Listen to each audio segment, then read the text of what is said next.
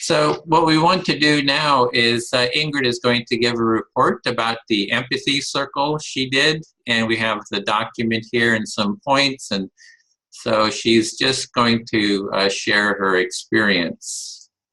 And so I just invited two friends of mine who I knew them because we had been in a nonviolent communication group, so they were familiar with empathy as well, and I just invited them over to my house. And I told them that I was involved in this class and that wanted to try an empathy circle with them. And I told them, I sent them the one pager in my email. And when they got here, it made it a little easier because they knew NVC, nonviolent communication. So I didn't have to teach a lot about empathy or reflective listening, but I wish I would have maybe reviewed some of those points a little bit more. But, you know, on your one pager, you had tips, so that helped. But I played a little video, Carl Rogers' video on empathy to start it out. We reviewed the one pager, and then we decided to just talk about what was ever on our mind. And because they're in NVC, in the process, they were not comfortable with the role of the silent listener at all. And I'll tell you a little story about what happened with that too. Well, I'll just say right now, it was really difficult for them. And they actually did speak up. Like when I was talking, I was the speaker, another person was reflecting back, and there was a listener. And the listener said, I have to butt in. And it was because the person reflecting back to me, I became emotional. And then she started asking me questions. And I lost my touch with the emotion. And I think I sensed analysis from her with her questions. And the silent listener said, it was too much anxiety for her to see that happen. And so she said, I have to say something. I know I'm not supposed to, but I think where the listener is, when the reflections are causing me to lose my emotion. And she said, I think you need to take a different tack, do it differently if you want to help her stay with that emotion. So it was helpful. You know, I think it was a good learning experience for the reflective listener. So someone reflect back to me to make sure that I'm saying this in a way that I mean to be saying it. I would like someone to. So what I'm hearing is that you set up the empathy circle with two friends of yours who have NVC background, and they felt uncomfortable kind of with the turn-taking part of it, and that they wanted to kind of speak when they wanted to speak. And then it sounds like you shared something and you felt emotional about it. Some feelings came up, maybe some grief or some kind of difficult, just feeling that some feelings came up. And that the person who is supposed to reflect, instead of reflecting, they kind of gave more of an analysis of what you were saying, which kind of moved you away from sort of the kind of really being in the emotion. And then the other person was observing this, and then they kind of stepped in and made a point about this, that, this is sort of what's happening, because they were wanting to keep you within the feeling instead of getting into an analysis. And right. And it was like a teaching moment, if you want to say that. I wasn't ever able to get back into that emotion.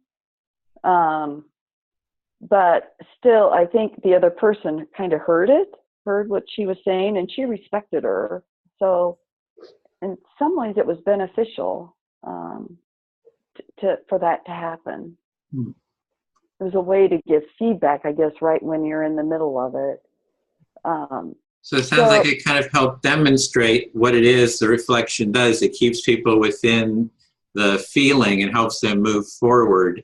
and then they could see how kind of giving this analysis kind of blocked your feeling, and so that was like a learning experience. Yes. For everyone, like, oh, this is why it's important to just reflect back, is because if you go into analysis, it could block the feeling. Right. And I was able to say too that I lost the when she started asking these questions, it was kind of like, it got uncomfortable for me. And so I was able to tell her that too, that it wasn't, the questions weren't helping me. Mm-hmm. Oh, so it was questions. But I didn't say it that direct. So, and then they both really liked it a lot, and we set another date to do it again. I think it's the emotional connection, and it's a way to get some relief too from something that's bothering you. We mainly talked about different things that were just kind of on our mind. And let's see, I think that's when I do it over next time, I'm going to really emphasize those tips on the reflective listening, to really emphasize what those kind of what that person's supposed to do. And then I'm setting up another one with some other people, with some people who I used to work with.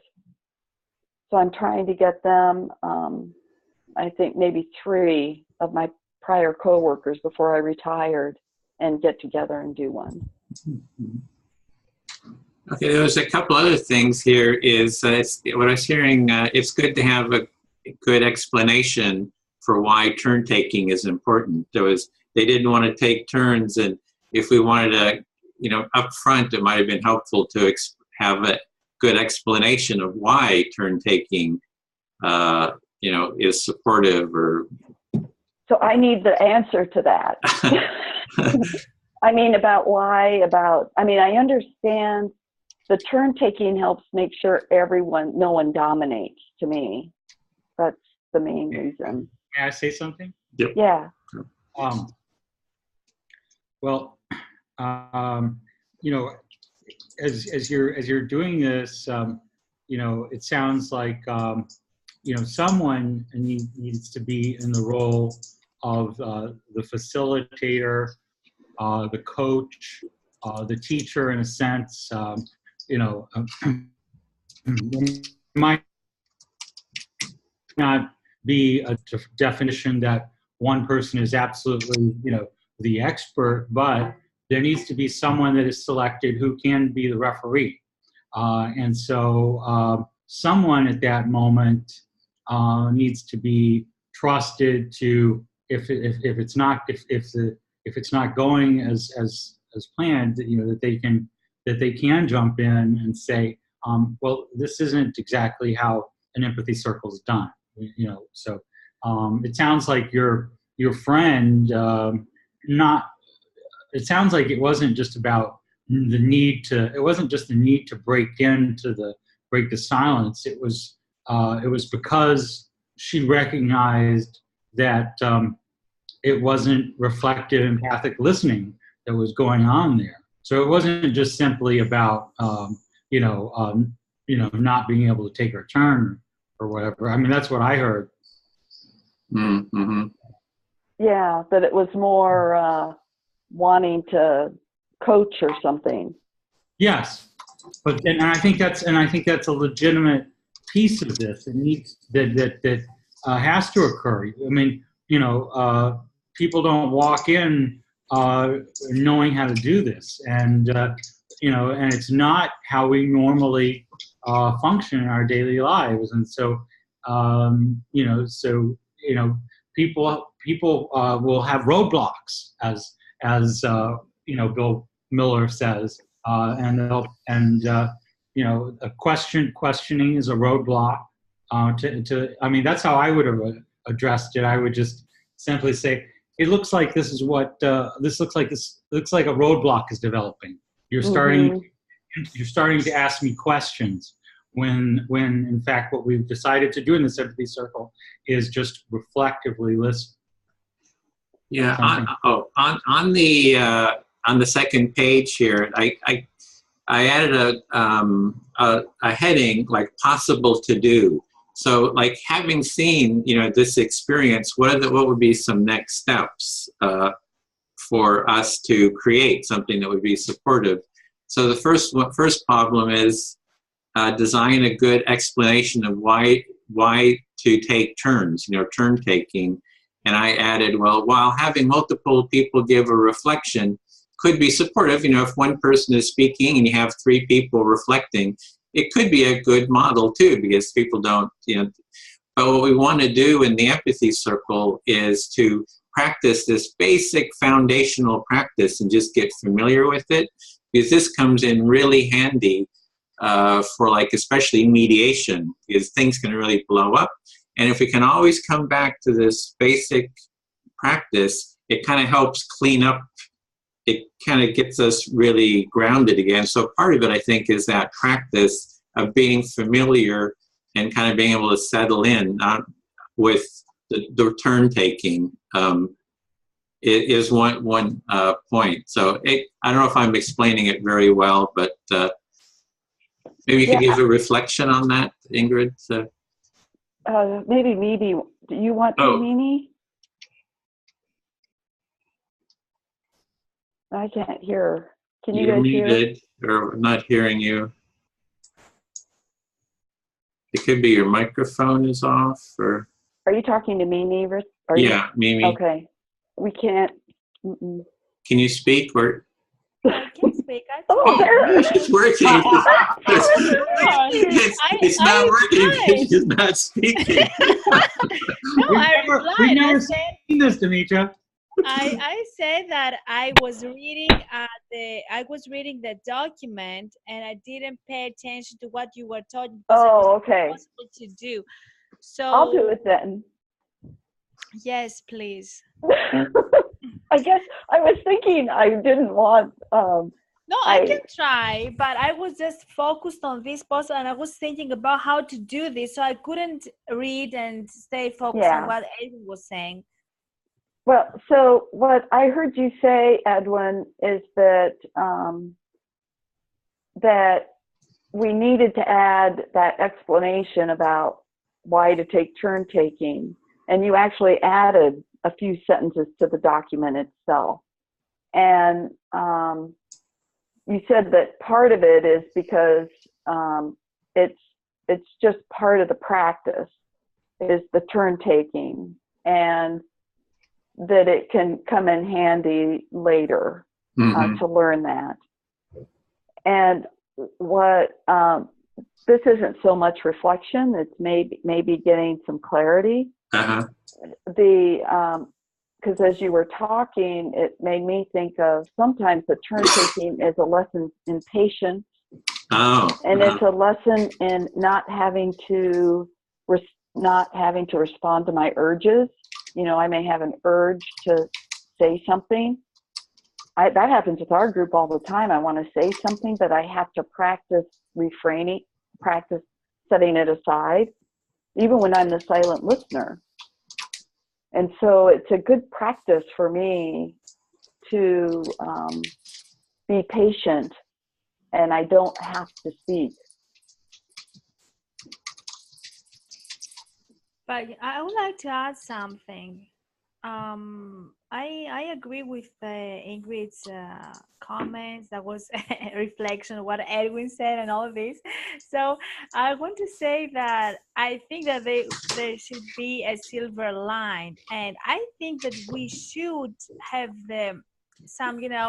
we should be given the right to ask something small or quick, in order for us to understand a little better what the speaker means by using this expression word. Or quite often when we communicate verbally, we take it for granted that the other person can really understand what we're talking about. So sometimes the person needs a few some clarification in order to understand better the situation, but we should set some guidelines, because the purpose would be for us to understand better the situation, not starting, bombarding the speaker with questions that will have a very negative effect.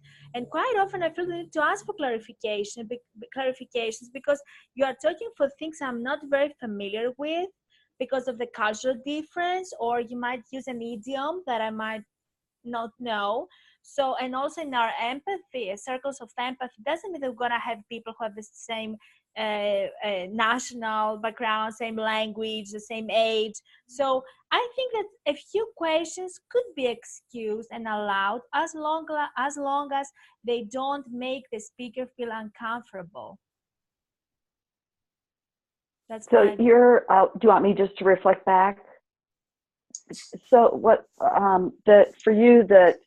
for the reflective listener to ask a couple of questions is something that you feel should be really acceptable and maybe even helpful, because it can really help the reflective listener reflect back better, especially when there's cultural differences and everything. And sometimes you just need some clarification on things. Yeah. So what I hear you saying is there shouldn't be some hard rule that says no, the reflective listener cannot ask any questions. The reflective listener should be allowed to ask a few clarifying questions as needed. Yeah, definitely. I mean that we could the speaker should also have the right to say, I'm sorry, but your questions just annoy me, or use whatever word you like. So I think that, let's say that if I discuss with Ingrid, and Ingrid, start asking me a lot of questions, let's say, and I feel uncomfortable, I might say, I'm sorry, but you know what, I feel a little, just let me make my point clear, and then you can just ask me. So I think by doing this, we can be a little more flexible, and both the speaker and the listener can have a better understanding and higher level of satisfaction of their discussion. So it's almost like the speaker has a responsibility as well to let the listener know what they're feeling.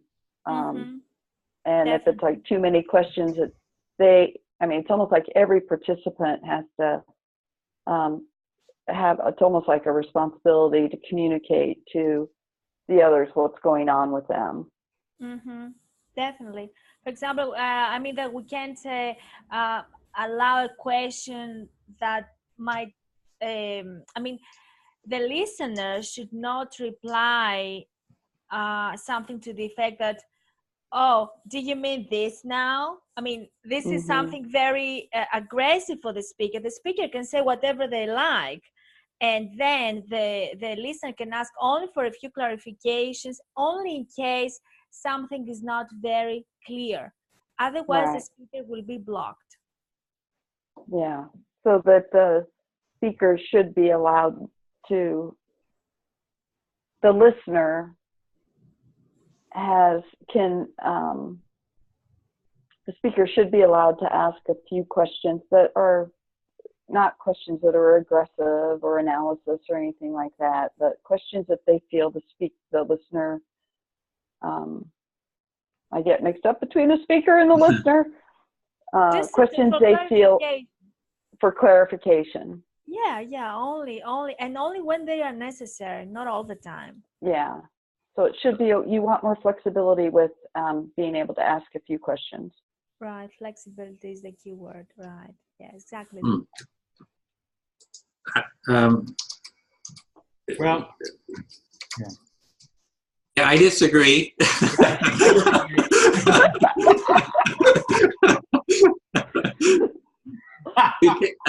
I think Stefan might disagree too. In that as soon as you start asking the questions, the whole thing can blow up.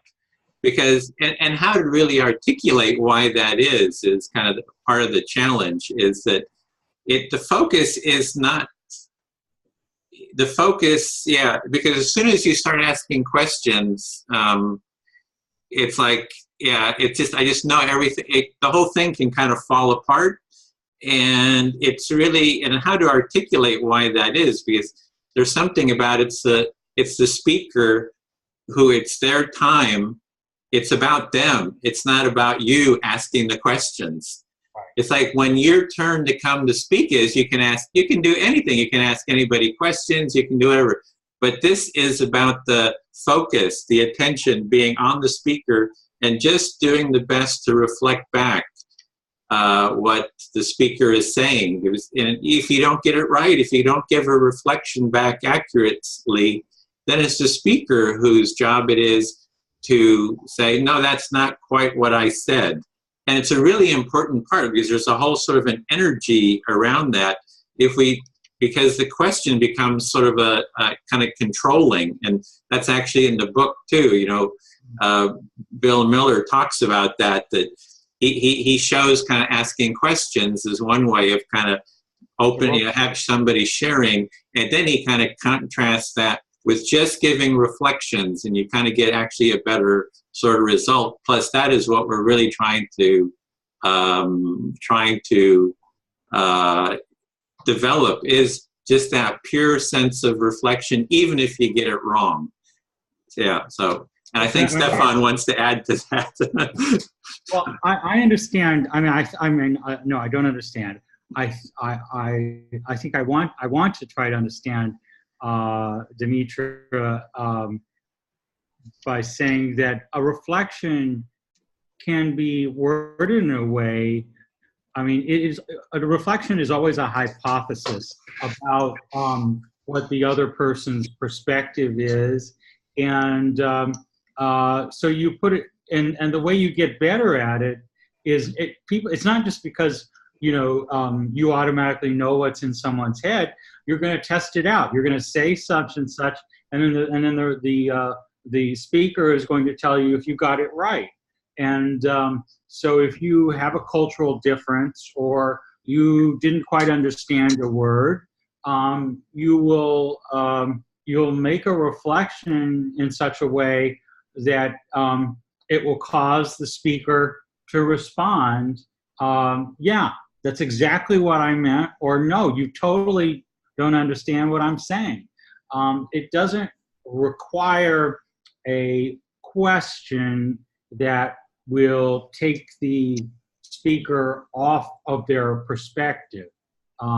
It's the reflection, as we all advance in it, as I'm still learning a lot. There are ways to be able to test everything that you said can be ascertained through a reflection, actually. So you don't have to move to a question. Can I add something then? That first of all, I don't find necessary for people to agree with my views. That's the first thing. Secondly, I think that is a very good thing when we disagree to just disagree based on arguments that are just reasonable and they don't have excessive emotions. So I understand that you don't agree with my view, and it's absolutely fine. But my observation has to do, my view has to do with a long observation I have taken throughout all our sessions, and I've seen all of us from time to time that we have asked for clarification. Just a quick, oh, what did you say, Ingrid? You mean this? Oh, you meant this? Oh, just something quick that helps the listener to follow what the speaker is saying. So I'm talking about this. It's not necessary for all of us to see things the same way. I'm telling you this again. Another thing that I'm the only person who experiences it in our meetings is that I'm the only one who does not belong in the same culture, in the same culture. If you find yourselves talking with people who are very different than you, then I think that you could empathize with me a little more. because quite often it's difficult for me to understand, for example, idioms you use or the pronunciation that you have, or sometimes just, oh, you know, I feel anxious and I can't, I don't like to feel anxious. I think I'm a very comfortable person, but sometimes I feel I can't give all the things that I can give just because you have these differences. So while my comment doesn't necessarily have to do with me, but I imagine how Greek nationals will feel, or how it would feel if I form a group of people who come from different cultures, not even from two different, but I might have a German, somebody from Africa, and from other groups, other nationalities. So I'm thinking about that. I feel that what Ingrid shared with us tonight about her experience, that too many questions, you know, can just spoil, can ruin the whole session, is very thoughtful. I think that trial and error helps a lot. We can try a few things and see what works and what doesn't. And I know that many questions, of course, don't help. And sometimes we might not even need them. I mean, the group after a few sessions might feel so comfortable that they don't feel the need to ask anything. I think so. So we can see how things go. Would you like there's certainly a place for questioning. You know, questioning has many important functions, but it's not a part of the empathy circle. But I mean, in many, very definite. It is. It's very clear. This might be your view and the view of some people. It's not just my view, Ingrid. That's part of the learning of teaching this particular skill. Is that I can't find a lot of flexibility. I'm sorry. This is very definite. In terms of a discussion, we have the right to agree and disagree. This is what some people might believe. Some other people might have a different view and have their own reasons. So I can't tell if it is right or wrong. It's just a different perspective. So this is like really great, because this is like a good time to be really using the empathic listening. Yes. So it would be good before we respond to actually use empathic listening for that sense of clarity. So what I'm hearing is, I don't know what happened to Stefan. Hopefully.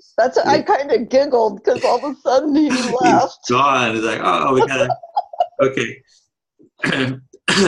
I'll keep a track here on the email in case. This is perfect for practicing the empathy circle. Yeah, it is. So thank you. So what I'm hearing is that you would like some flexibility, Mimi.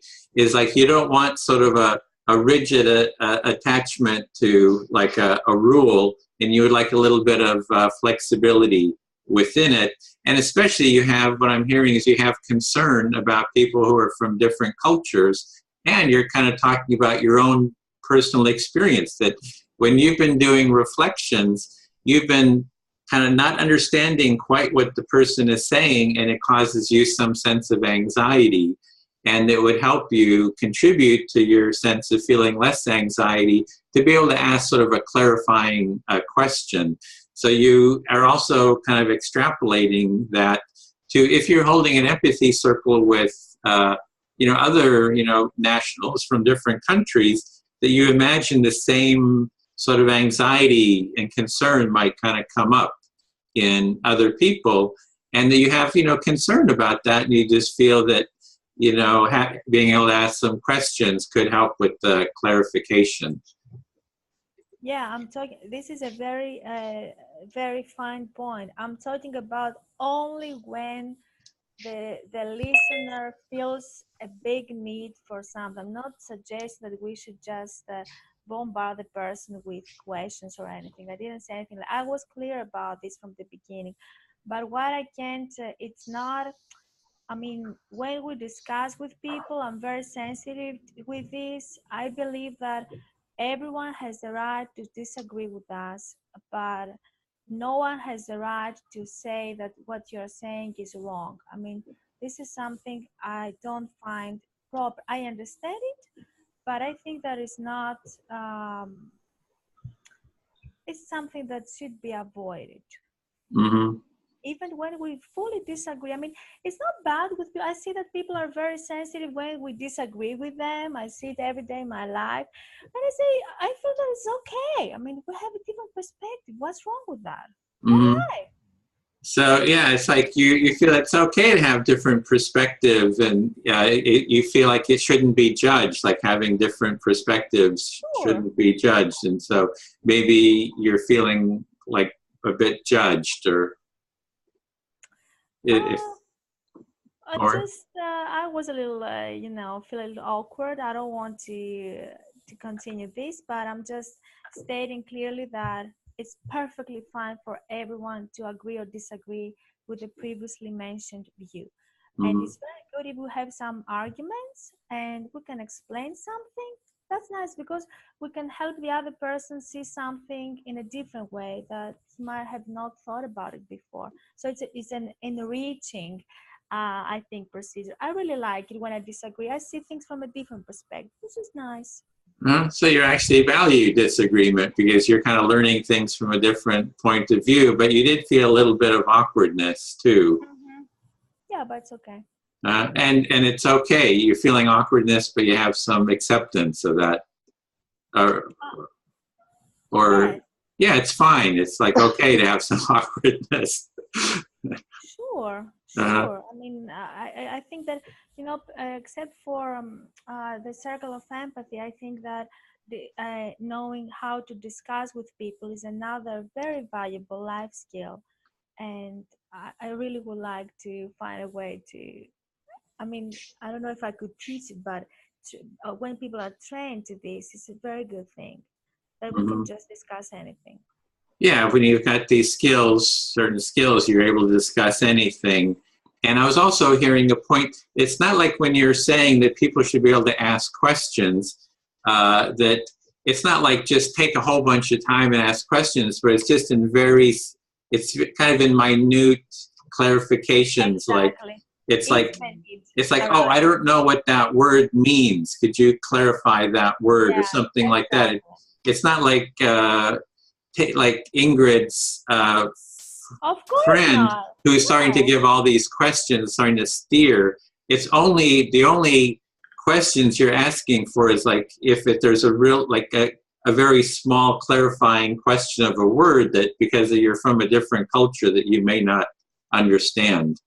Yes, exactly. Okay. I just want to say something, and it's not. I'm going to say this.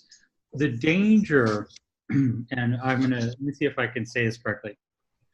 Even when you are in the same culture, and say I'm a black woman talking to a black American woman, okay, people may say things to one another, and actually the danger of being in the same culture is often you will assume that you know what the other person is saying. And you assume that you have a closer affinity and thereby get that person. But the truth is that we don't ever know what someone else is saying or what they mean. Everybody may have a different meaning for a word. Even though, I mean, Dimitri, you may assume that Edwin and I somehow, or Ingrid and I somehow get each other in a better way than you do. And it's simply not the case that we get each other some way better than you do, that we get each other's perspectives. It's always at every moment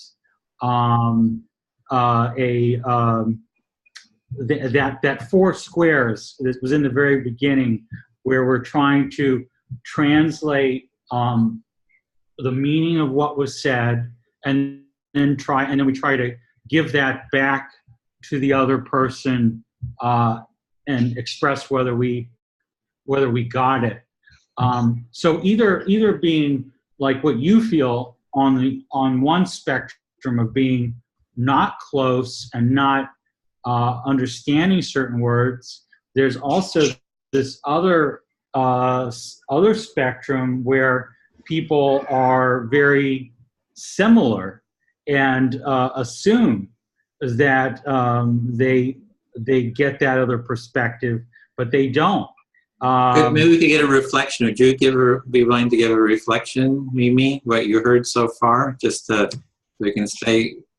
Yeah, yeah. I think that what you're saying is that even in case when people belong to the same, they come from the same group, national or social group, they might not. This doesn't mean that they fully understand each other, because the trap is that they might assume that they know what the other person means just because they use the word, they assume that the person uses the same word with the same content like they do, while they might not. So what you're trying to do is just, you want to explain to me that it doesn't seem to be a necessary disadvantage, the fact that I don't belong to the same culture that like all of you do, because even in this case, misunderstandings are very very possible to happen.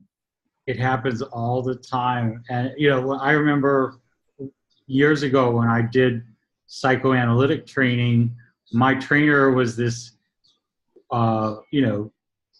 white dude, and he would get these patients, or he referred these patients, and someone would tell him, well, you can't take care of that patient because you're not from their culture, their background. You can't possibly understand their perspective. And what he said is, it's like, he said, no, it's really actually in some ways better, because I don't pretend that I understand. And it's like I'm a Martian who came to Earth, and I'm going to have to reflect back constantly, because I'm just having to make hypothesis after hypothesis, because I don't know that the coffee pot is to hold coffee, or I don't know that a blueberry is a piece of fruit. And so I guess that that I guess in that empathy and reflective listening can, maybe we should think of ourselves like Martians, on Earth. When Edwin's talking, he's from Earth and I'm from Mars, and so I don't know. I'm trying to make, but it's a real point there. Did you reflect that back too? Sure. But again, I think that I missed something in the beginning, so I will just reflect based on what I got. So it seems that Stefan had a very valuable experience a few years ago with a person who, I didn't get if he was a trainee, a colleague, or I didn't get this part. He was what? He's a teacher. He's a therapist. Okay. So he was a therapist, and they were discussing about how to take care of a person, and they said that I think the first one couldn't take care of the person because they didn't belong to the same culture. But the second person came up with, and he replied that this is a benefit, because if I will always have to offer feedback and ask for reflection, and I cannot presuppose that I know the content of this or the other words, because I just don't. So it would be as if I'm like a Martian who is visiting Earth, and so this will be just a benefit instead of being a drawback. And Stefan believes, you, Stefan, believe that was a very an experience that widened your horizon, and now you can see things in a different way. Yeah, you can turn. It's like something else someone once told me. you can turn anything that you perceive as a weakness into a strength, and it is actually a strength often to be of a different place, of a different culture, because you can use that to your advantage, so that there's no presumption that we know that we're talking about the same thing, or that we get each other, because our lives are all very different, and I just can't make that assumption that Edwin understands what I mean when I say certain things. Yeah. Mm-hmm. So some time ago, somebody told you that we can turn every word into a benefit or a drawback depending on how we use the word, and you understand that it's not a good thing when we presuppose that we know what the other person means just because we come from the same cultural background.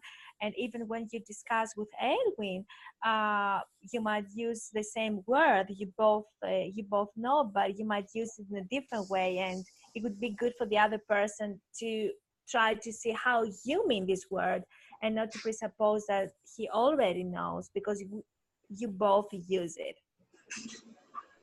Mm-hmm. You feel heard? I feel very heard. I think Dimitra did an incredible job. Oh, thank you. You see, once again, I felt very good when people, I think that we should learn how to disagree, that disagreement doesn't take anything from the respect and the love we have for the other person. And it has to do with the opinions, not with the connection, the quality of the connection we have. And now Stefan shared something with us, and especially for me it was valuable because I will be thinking about that, which is very thoughtful. And if we had said, oh, you know what, Stefan, I don't like that you disagree with me, bye, would you just walk out of the room, I would have missed the chance to learn something that was, can help me, can make my life richer and add extra value to this. So I hope that I do the same thing for others. I think that yes, we should learn the art of disagreement. Somebody want to reflect that? I'll reflect it. Okay.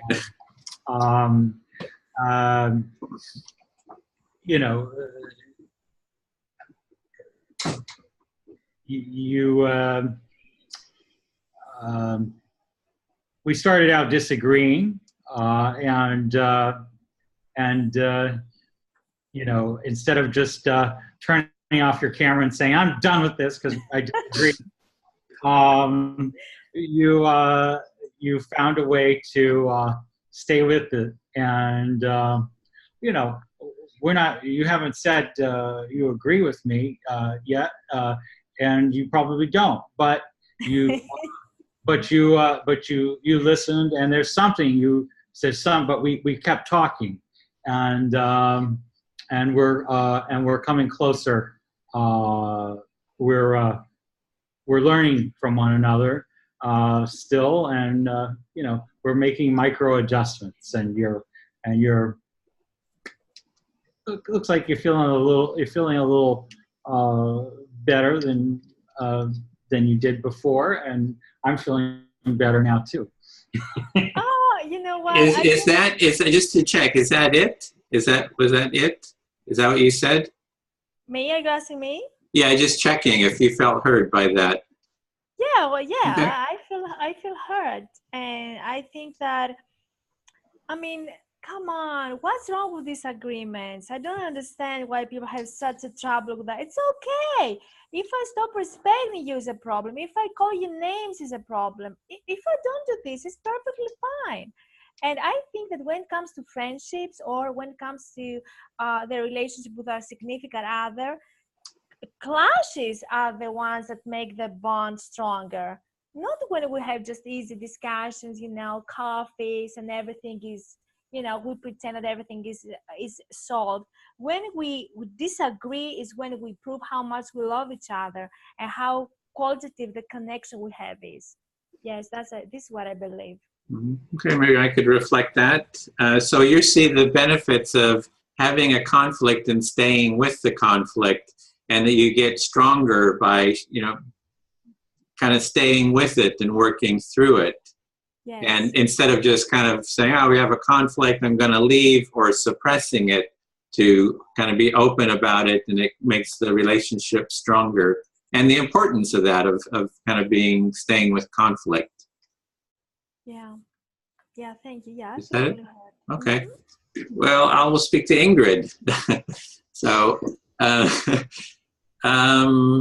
yeah, I was glad that we have this conflict, kind of this difference in, a little tiny conflict, but that we're able to use empathic listening to talk through it. Like, we can talk it through just by dialoguing, but it's really good to sort of practice the empathic listening as a means of working through the conflict and being able to stay with the empathic listening. So you were kind of glad that we had conflict. Yeah. Because what happened with the conflict was that by using the process, the empathic circle process, we were able to kind of understand. It demonstrated how empathic listening can benefit, or not benefit, but how it can help when there's conflict. And we just had this happen right now, and we've been talking about wanting it to happen. Yeah, exactly. We've been looking for it. So yay, thank you everybody for contributing the conflict. And it's also for getting clarification too, that there was clarification that I got. I thought, Mimi wants to, whenever I ask a question, I can just ask questions, kind of like you or like your friend was doing, right? And she was, at least as I was understanding, it was only for these small moments of not understanding a word is what she was meaning. And so I got some more clarification that it wasn't kind of this broad question asking. So yeah, that kind of was like clarifying for me. Yeah, so going through the process, once again, it helped you too. Yeah. Because it brought clarity to you about what Mimi was saying. You had one perception of what she was saying. You thought it was maybe bigger questions, or taking control of the conversation with questions. But after hearing her talk and the reflection back, you were able to see that it was just little tiny micro questions. Yeah. And so it helped you really understand more what she was saying. Mm-hmm. And then, and the other part of that is too, it's kind of addresses, like, as we develop the empathy circle as a format, is to be able to articulate and sort of surface and look at these issues. Like, how do we explain the importance of questions or not using questions? How do questions throw us off of sort of this empathic presence? How do we, because we were trying to foster this empathic presence, and what effect can questions have? And, like with your friend, kind of threw you off from your emotion. So I guess it's a bit of the intention of what we're trying to do, and getting clarity about that. The intention is to support the person who is the speaker in sort of moving emotionally forward in their experiencing, right? So we're here to support that person to move emotionally, feeling-wise forward, and kind of work through and share and open their kind of deeper felt experience, and what will support them in moving forward. So this whole going through this conflict just now has helped you in another way, and that is helping you get more clarity in a way of what the purposes of the circle, and even about asking questions, and it helps refine those those parts of it. Those insights, so, yes. And so, like, for example, just with this one, you had the insight that one thing when you're doing the reflective listening, you're helping the person move forward with their emotions. That's kind of you're seeing now, you maybe didn't have those words before, but just by going through this process now, you can see how that is kind of a goal of the empathy circle. And so there's a lot more, but I feel heard. Yep. Okay. So if you want to go, or so just this. Take a round, or do what now? Do you want to just share something to just continue the circle, just so we get a bit of everybody's voice? So another thing I noticed with this, I have to pick someone to. I'll say Edwin. Okay. In the group, the empathy circle that I hosted, I noticed when I was listening to one of the women talk, I tended to give shorter reflections. It wasn't like a long, I tried to repeat some of their words, but they were kind of short. And then I noticed that when another woman was giving the reflections back, and she has quite a bit of experience, but she gave a lot longer reflections. And I wish I would have asked at the end when I gave the shorter ones, I wish I would have said, what was that like for you to get those shorter reflections? So I'm kind of curious about, when it's beneficial for shorter reflections, when it's beneficial for longer, and it probably depends on the person. So when you were doing the listening, you would give short reflection, the other person, someone else would give longer reflection, and it's like, what is a good way of doing it? Like, what is kind of beneficial and what is supportive? And maybe having a time afterwards to get some feedback on those type of questions might have helped you actually kind of address that question to sort of improve your own listening ability. Yeah. And it was like they would talk and I would say something short, like, that sounds really difficult. They would just keep talking. So there wasn't where I spent a long time talking, and then they'd talk and I would say something, oh, what a relief. Like it was that type of short responses. Like really short, yeah. Yeah, really short. So I was curious about that. But then that's enough. Just saying that word curious brings up, I still want to talk to Mimi at some point about the distinction between curious and interested, because I think she believes differently between those two things, and I'm not sure what the difference is. So. Okay. So I still want to talk to Mimi. Kind of, there's some points of clarification that you'd like to have with her about meaning of words. So I feel heard. Oh, okay. You have to ask Edwin. I'll speak to Mimi. I'll speak to you since it's my turn. And I'm not going to give up my turn. So there. My turn, and I'm going to take it. So, there's a couple other points too that I wanted to add in terms of possible to-do lists from the learnings from Ingrid's circle. And one is to have maybe a page with roadblocks.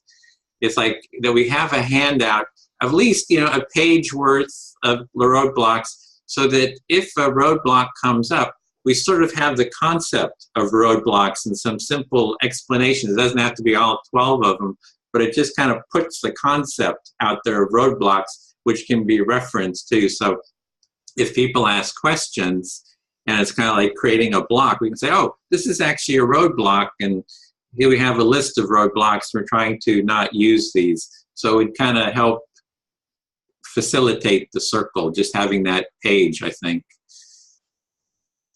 were talking to me, right? Yeah. Mm-hmm.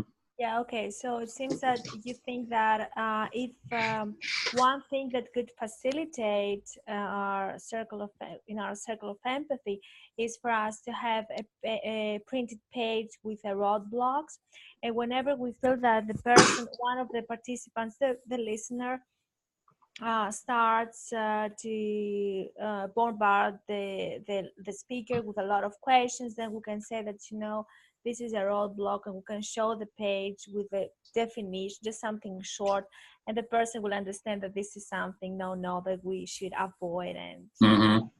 we shouldn't Yeah. continue asking all these questions. And somehow do it in a friendly way, so it's not too rigid. Because I find I get too rigid sometimes too with some of this stuff. Like, here's the structure, you got to stay with the structure, and like, you know, how to kind of address that own rigidity in myself. You know, it's like, and I have that because I've seen things blow up because of just, you know, these roadblocks coming in. So I do try to, you know, how do I not get so caught up in the structure? Mm-hmm. So you really like the idea with the broad blocks, but you are sensitive with the way you have to communicate this to the other person, because you don't want to ruin the communication, and you don't want to ruin the good atmosphere in the circle. And sometimes you feel that you might be a little overly concerned about the structure and the steps you have to follow. So you would like to be a little more flexible and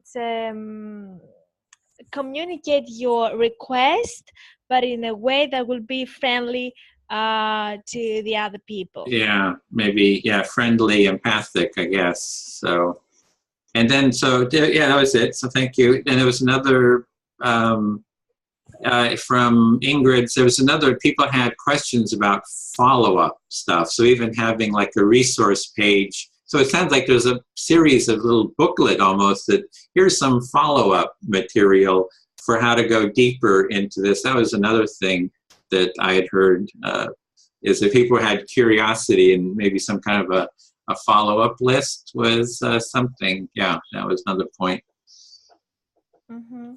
So you said that you have to communicate your message in a not just friendly but also empathic way, and you commented on another point that came up from Ingrid's circle of empathy, and that was that many people ask for follow-up, and you think that if we had a list of resources or a book or something like this, that would be ideal for all those people who are interested to learn more, and just to, I think you mean to continue the process. Mm-hmm. Yeah, take the next step. Mm-hmm. Mm-hmm. And then the final point is Stefan brought up the role of facilitator, and that's just recently come up in another group too, is there is actually multiple roles here. There's the listener, the speaker, the reflective listener, the speaker, and the silent listener. But there is really a role of a facilitator too, that, you know, and so that's something to sort of flesh out too. Is like somebody is initiating this circle. In a sense, they're sort of like sort of facilitating it to varying degrees, even though the group can kind of help co-facilitate. But if others have no idea of how it works, there's probably somebody who's has a higher degree of responsibility or takes on that role. So really, to articulate that in the description is important. Mm-hmm. You know, yeah. Mm-hmm. So Stefan brought up the how can I say? He talked about the role of facilitator in the circle, and you think that it would be very useful for us to, let's say, describe or define what are the tasks, and what exactly, describe what the role of facilitator is. And you think that this role has to do with the high level of responsibility the person should have, and by using this, we'll explain to the other participants what they should do, and what the steps they should follow, what are the steps they should follow. And you think that this is something that can also facilitate and make a difference in our yeah. So there is, in a sense, the training, the material for the circle is sort of a part of a facilitator. There's some co-responsibility for facilitation, but like in this group, I'm sort of the facilitator because I kind of called it and have a bit more, responsibility for the facilitation. So to really be clear and have that very well articulated, I think is would be supportive for whoever's facilitating. Yeah, so we want to support the facilitators too. So, oh, not hearing you. Did sometime. Now I hear you. Yeah. Yeah. So if I got it right, you think that the printed material can really help the facilitator to execute his or her role, Mm-hmm. and it will be a great help to them. And yeah, that's basically, and we want to support the facilitator. We really want to support the facilitator, one, and that there's a certain sense of co-facilitation too. So there's sort of degrees of facilitation that I'm trying to get clear on. I don't know how to articulate it well, but there's something there. To accept, you believe that this printed material will not only help the facilitator in their tasks, but also you are referring to the role of the co-facilitator. And even though you cannot really describe it or define it, you believe that this role is equally important. Yeah, it's actually, it might be a responsibility, that there's degrees of responsibility of everyone taking part. Like the facilitator has maybe a bit more responsibility, the training material has a certain responsibility, and everyone else has a certain responsibility. So it might be something about really sort of articulating what responsibilities, what it is and what it means and who has it. And yeah. I'm still totally unclear, there's something there that I need to get clear on too, on how to explain all this. Mm-hmm. So you can't really explain what you just mentioned very clearly, but you believe that all participants in a circle have their fair share of responsibility, and we have the facilitator, we have the printed material, and also have all the participants, and they might have different degrees of responsibility, but they are all responsible to make this circle run. And you believe that you're still working on this in your mind, and you will be in a position to clarify it. Yeah. More details. Yeah, great. Thank you. That was really helpful. Thank you. Yeah. I feel heard. Okay, great. All right. So I can talk to my friend Stefan, and I would like to mention something Ingrid talked about before that really attracted my attention. Oh, actually, she mentioned two things. Yes, the first one was she said that she went to I think therapist with her husband. And I really fancy this idea, and quite often I wonder why couples don't go to a therapist just to check out, let's say, the health of the relationship, just to have like the regular checkup we usually have. And I was very happy. I felt very happy when I heard her sharing this with us.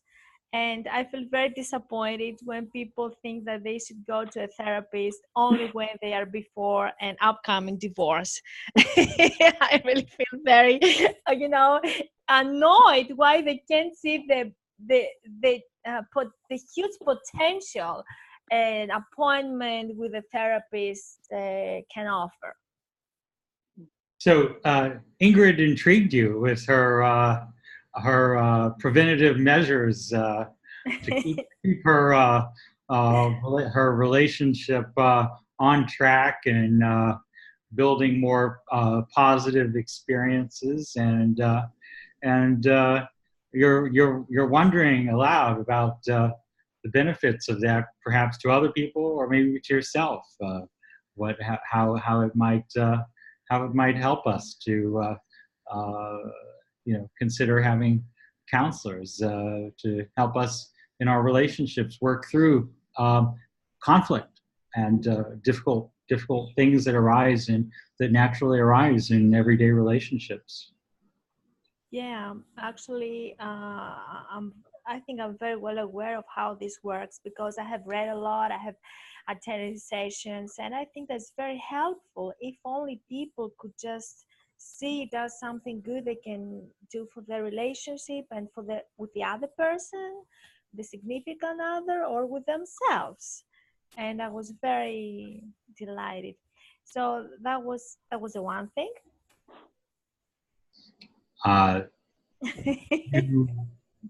You once again,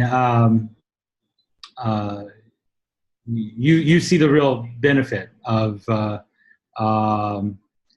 having a counselor and working together on on issues in our lives where we may have different differences. And yes, exactly.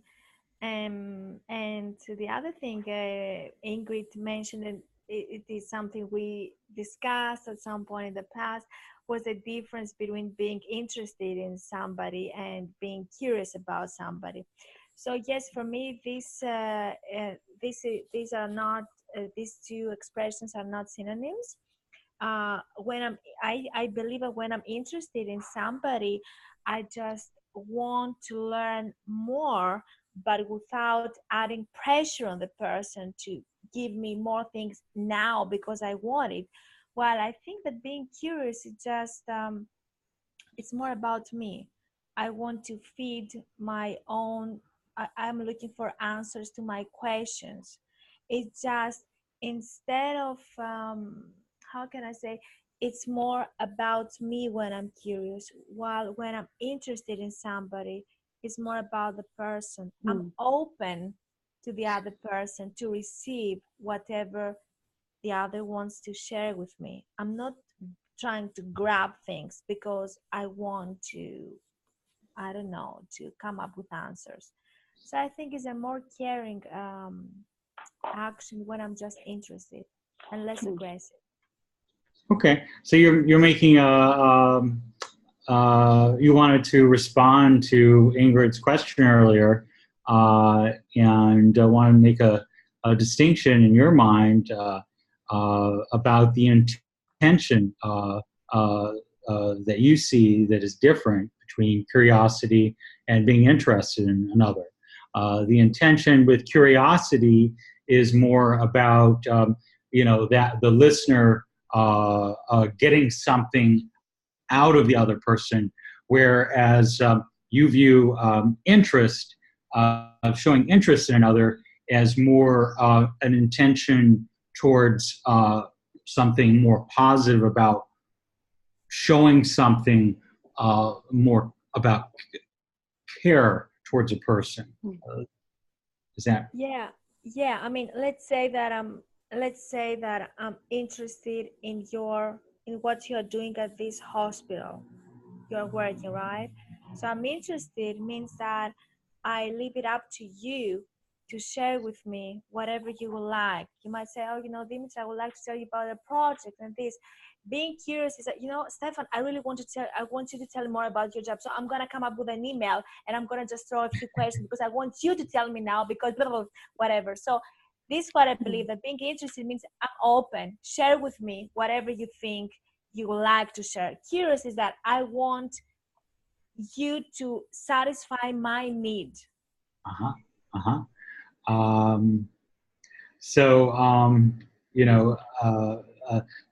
Being interested is, in a sense, fulfilling the need of the other, whereas curiosity is for you is fulfilling your own need, in a sense. Yes, thank you. I feel fully heard.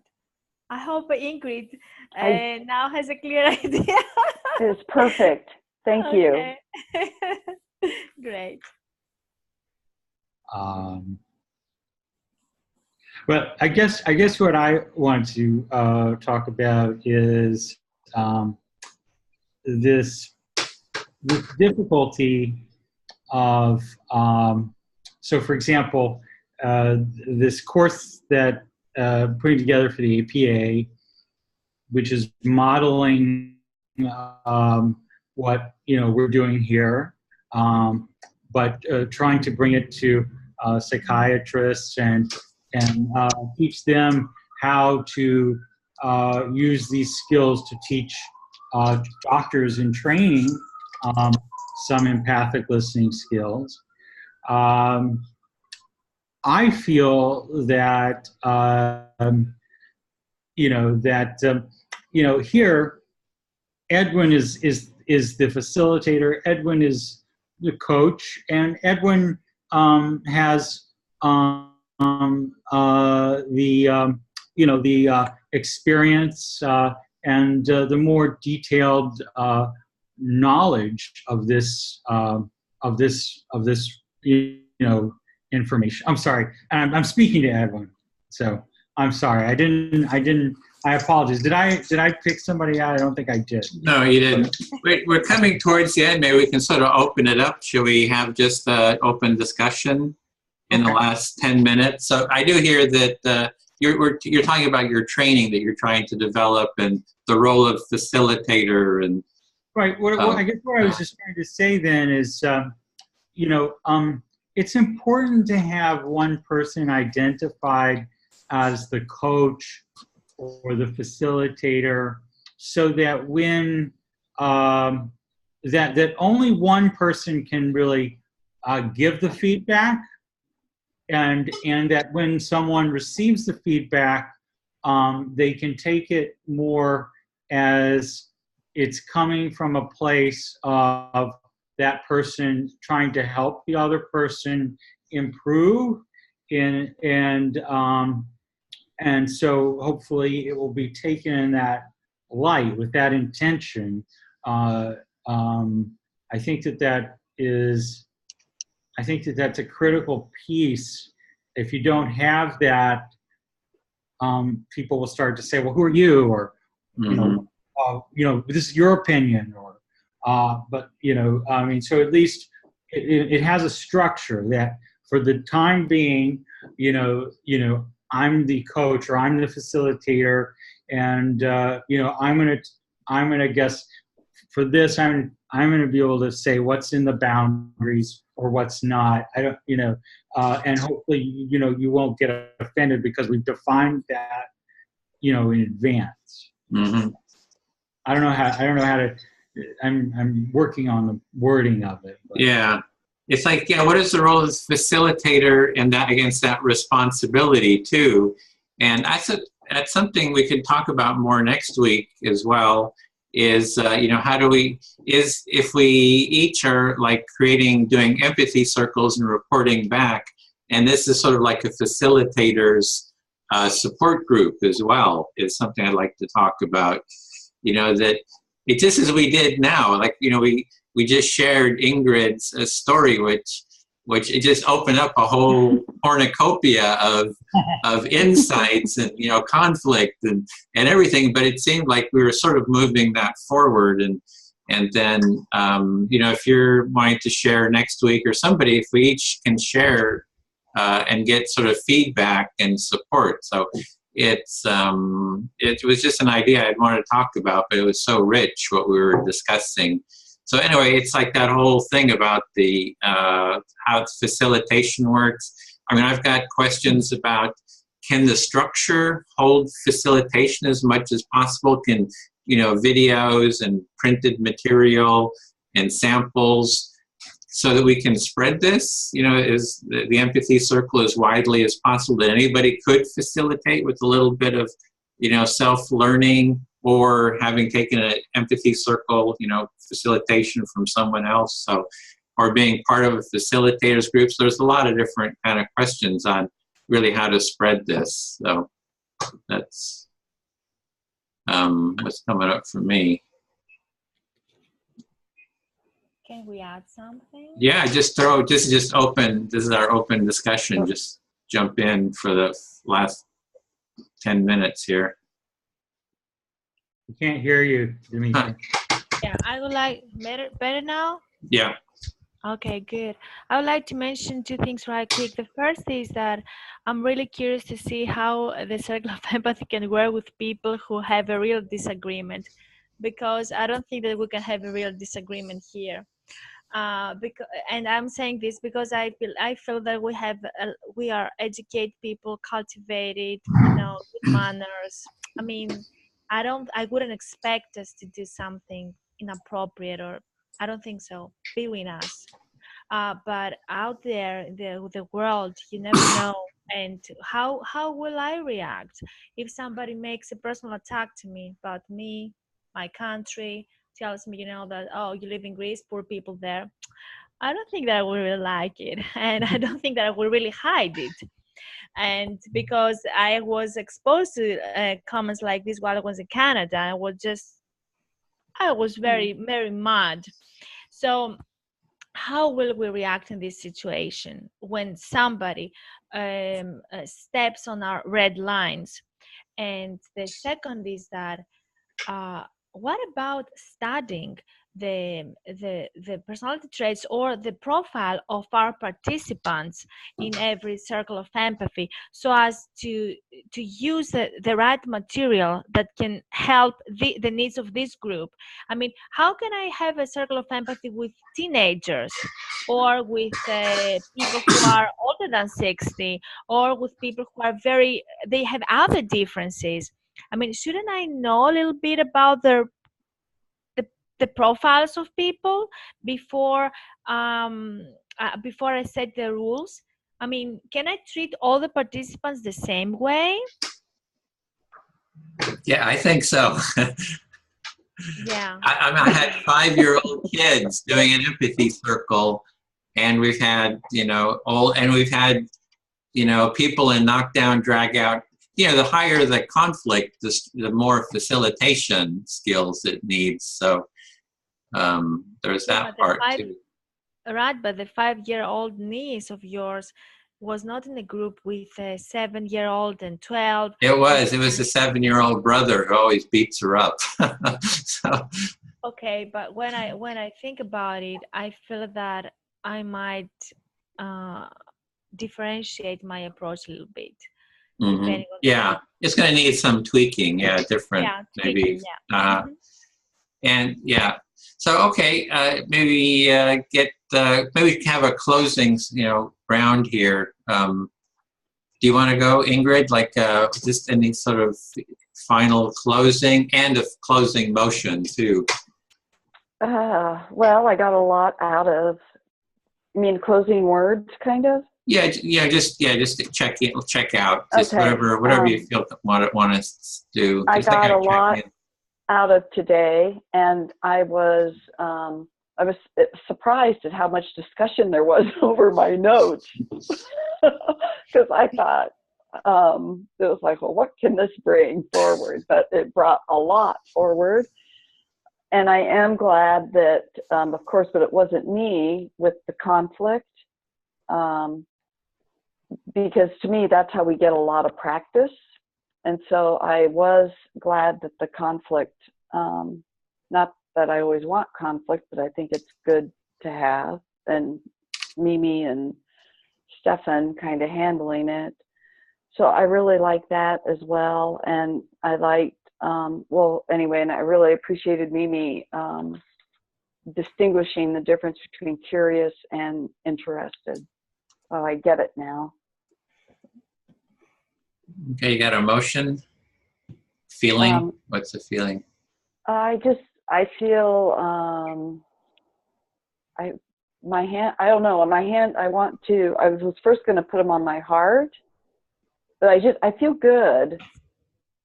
But then I feel bad for Mimi, because I saw her face when Edwin and Stefan both spoke up against what she said, and I kind of supported her, And so anyway, because that can be hard sometimes. So that it made me a little uncomfortable too. So it's kind of this, I felt good, but then kind of,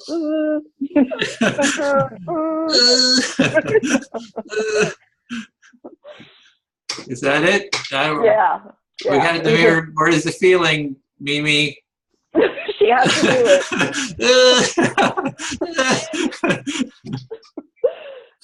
it. One other quick thing. One thing that was kind of funny was that Edwin's always talking about structure, you know, how important structure is, but he doesn't want it to be important. And then when we started today, Mimi says, "You mean we're changing the way we're starting it?"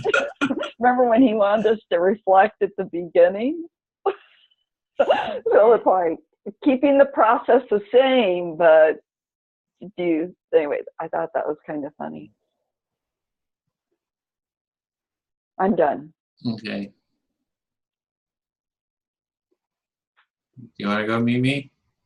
Oh, I feel it's not first of all, I really feel I think you say like a hard cookie, and I'm very, very strong. So I'm not afraid of any disagreement. I mean, it's perfectly fine. The only thing that might annoy me, if somebody treats me with disrespect, then I will just say thank you very much and goodbye. I mean, that's it.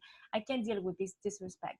So other than this, everything is fine. But I don't feel well because of other things that are going on. So I think that I can't use body language to communicate this, but it's like an earthquake is inside me. Oh, so gosh. Just something like, you know, just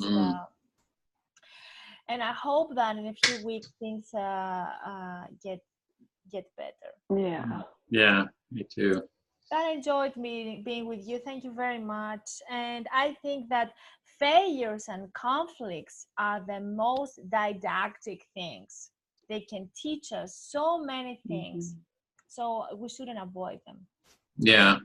Well, I'm all there for the kind of finding conflicts and having the container for moving through conflicts, because there a lot can be learned. And so, you know, trying to create a way to even bring up more conflicts sounds good to me. And I'm always thinking, I feel like we really kind of got a lot deeper into the empathy circle experience just by working through, you know, all this. And so, yeah, and that's, what's it? Yeah, it's kind of, that's it.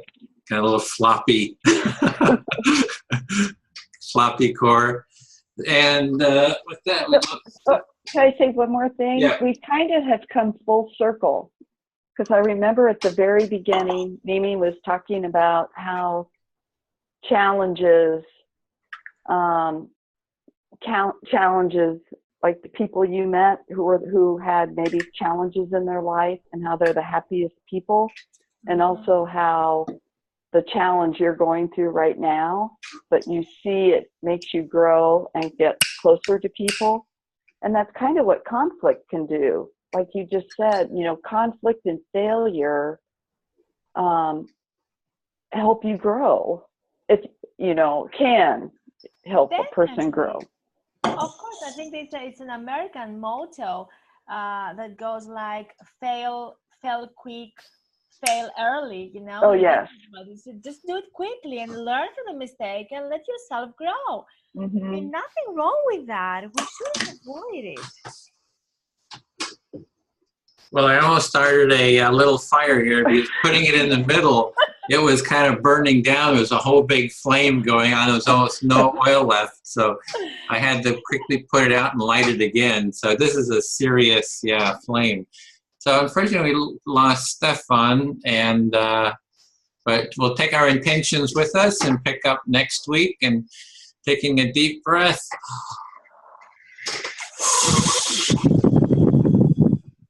Well, that's a smoky one. Okay, I gotta put it out or my partner gets mad because of the smoke. So, okay. Oh, I gotta stop the recording too.